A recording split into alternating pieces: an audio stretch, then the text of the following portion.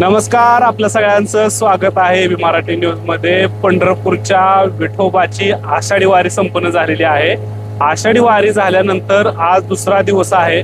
27 जुलै रोजी मी भीमा नदीमध्ये प्रवास करतोय। माझ्यासोबत माझा मित्र आहे गुरुनाथ। आणि गुरुनाथ इथं रेस्क्यू फोर्स मध्ये होता आणि खरं तर आज वारीची ही सगळी दगदग संपल्यानंतर मी आज गुरुकडे आलेलो आहे। आणि आपण या ठिकाणी बघू शकताय की मी सध्या नदीमध्ये फेरफटका मारतोय।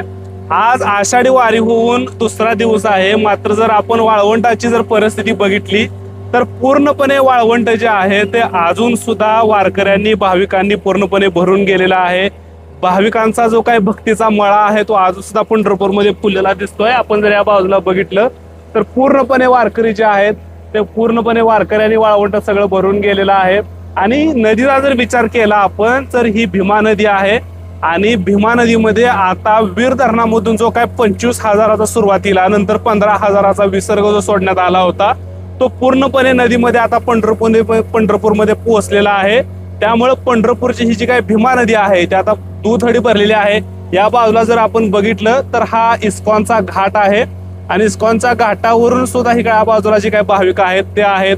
पुढच्या बाजूला सोलापूर पुणे जो काय हायवे आहे सोलापूर पंढरपूरला जोडणारा तिरवे मार्गावरून तो नवीन पूल आहे। आणि दगडी पुलाचा जर आपण विचार केला तर दगडी पुलाच्या बाजूला पोलीस प्रशासनाने लाकडी कठडे उभे केलेले आहेत जेणेकरून भाविकांच्या जीविताला कोणत्याही पद्धतीचा धोका होऊ नये अशा पद्धतीचं चित्र इथं दिसतंय।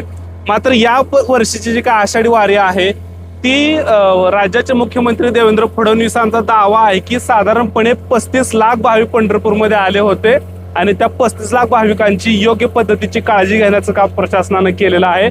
अशा पद्धतीचा दावा जो आहे तो मुख्यमंत्री देवेंद्र फडणवीस करतायत। खरं तर हा आकडा 35 लाख होता की त्याहून कमी होता त्याहीपेक्षा जास्त होता याबद्दल वादविवाद मतमतांतरे अनेक समाज माध्यमातून व्यक्त होत आहेत। मात्र मुख्यमंत्र्यांचा दावा आहे की हे जे काय वारकरी आहेत ते 35 लाख होते।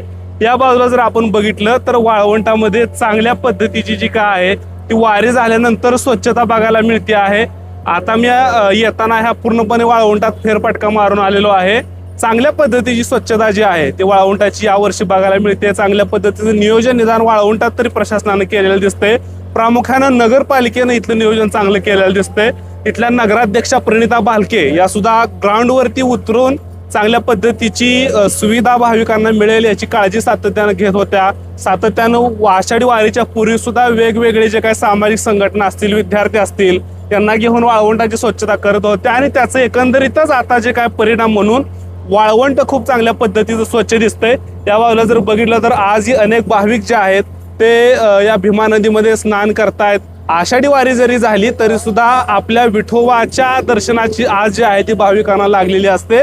आणि नदी पात्रामध्ये आंघोळ केल्यानंतर जेव्हा नव्हती गोदागंगा तेव्हा होती चंद्रभागा अशा पद्धतीचं आपल्या भीमा नदीचं आपल्या चंद्रभागा नदीबद्दल महती सांगितली जाते। आणि अशा पद्धतीचा जो काही भाविकांचा मळा आहे तो इथं फुललेला दिसतोय।